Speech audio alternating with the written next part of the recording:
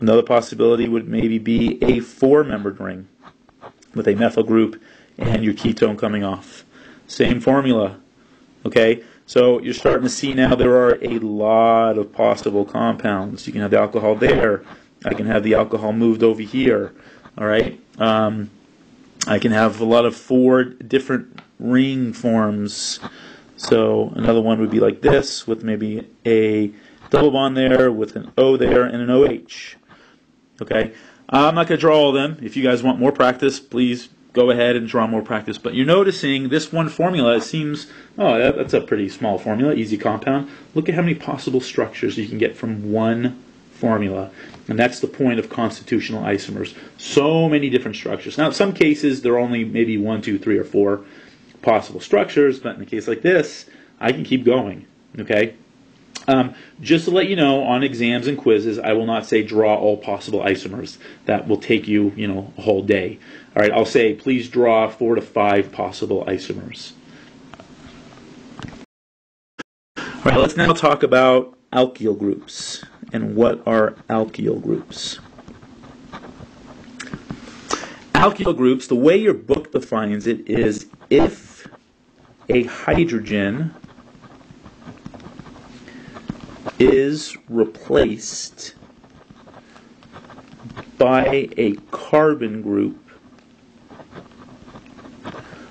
on a straight chain.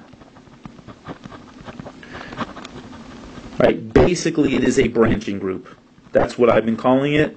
I think this makes a lot more sense. I want to give you what the book gives you, but basically it's a branching group. It's called an alkyl group. So let's say we have a 5-carbon chain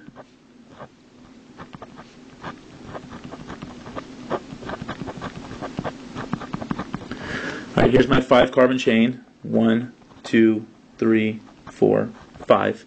All right, and I have this methyl group branching off of the long chain. What you need to start learning is what is the longest continuous chain. All right, it's the chain where it's the longest carbons are in a continuous form. And any groups hanging off of it, such as this CH3 group, that's called the branching group, or the other name is called the alkyl group. So this is the alkyl group hanging off of it. Okay, or you can call it the branching group. Okay, or another name is a substituent. We're going to look at this later. Substituent. All right, so that's what alkyl groups are. What we're going to do is learn how to name now, very quickly, what the straight chains are called. So up to 10 carbons. I'm going to give you chains of carbons and what the names are, and then what the alkyl group name of it would be when it's hanging off of a chain. So, for example, if you have CH4, this compound is called methane. How do I get the name? It's very simple. It is an alkane. The class of compound is an alkane. All right? And what does the word alkane end in? It ends in ane. Well, a 1-carbon fragment is called a meth group. Okay, so the alkyl name of this is methyl. So this group right here is called a methyl group. Okay, because it's hanging off of my straight chain compound. So that's called a methyl group. All right, but CH4, carbon with 4 carbons, is called methane. These are names that you have to memorize. We're going to go up to 10, so you have to memorize all the way up to 10. All right, next compound is CH3. This compound is called ethane. And the alkyl group would be called an ethyl group. So if I had a CH2, CH3 hanging off of a longer chain, that group would be called an ethyl group. The next one, CH3, CH2, CH3. This molecule is called propane. All right, the alkyl group is called a propyl group. All right, right now, the alkyls might not make sense as to where they fit in. You might understand it, might not. We will definitely talk much more about it. Okay. CH3, CH2, CH2, CH3. This is a 4-carbon chain. 4, bute goes with 4, so this compound is called butane. So this is a butyl group. 5 carbons, CH3, CH2, CH2, CH2, CH3 is called pentane. Like the pentagon has 5 sides. So notice there's 5 carbons. And this is a pentyl group. Very easy to figure out what the alkyl group is called. You just put the pent and then just end it in YL. That's basically it. 6 carbon fragment. I'm sorry, a 6 carbon chain. So if you have 6 carbons,